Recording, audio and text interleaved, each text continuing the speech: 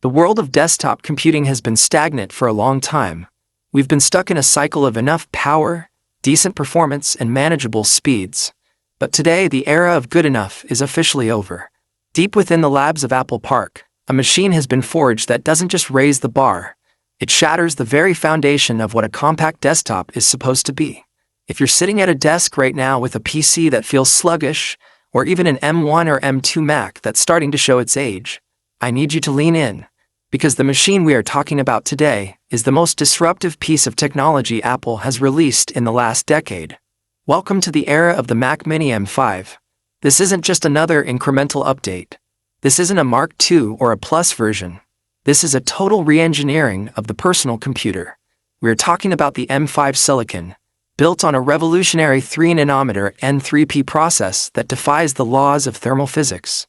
We're talking about the death of the 256GB base model and the birth of a 512GB standard that finally treats users like professionals. If you've been waiting for that one machine that can handle 8K video editing, massive AI workloads, and pro-level gaming without taking up more space than a lunchbox, this is it. Today, we are breaking down the exclusive leaks, the performance benchmarks that are scaring the competition, and the reason why this tiny silver box is officially being called the studio killer. Stay tuned, because if you miss even a single minute of this, you might end up spending thousands more on a computer that is already obsolete. Let's talk about the heart of the beast, the M5 chip. For years, the industry has been chasing Apple's efficiency, but with the M5, the gap has become a canyon. This chip is built on TSMC's third-generation 3nm N3P process. Now, why does that matter to you, the user? In simple terms, it means more transistors in a smaller space, using less power and generating almost zero heat.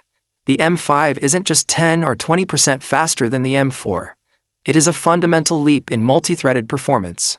Early benchmarks suggest a 30% boost in CPU power for professional workloads.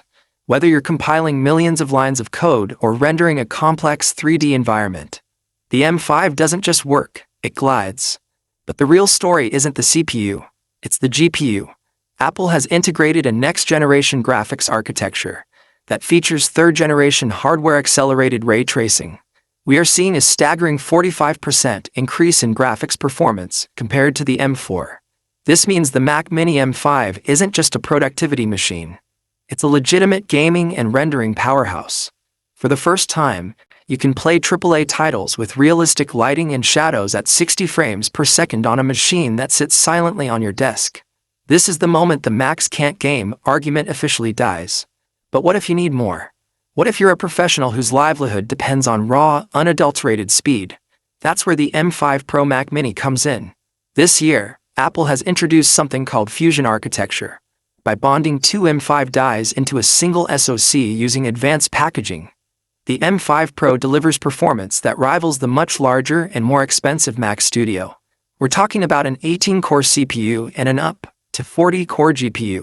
For photographers processing massive image libraries or engineers running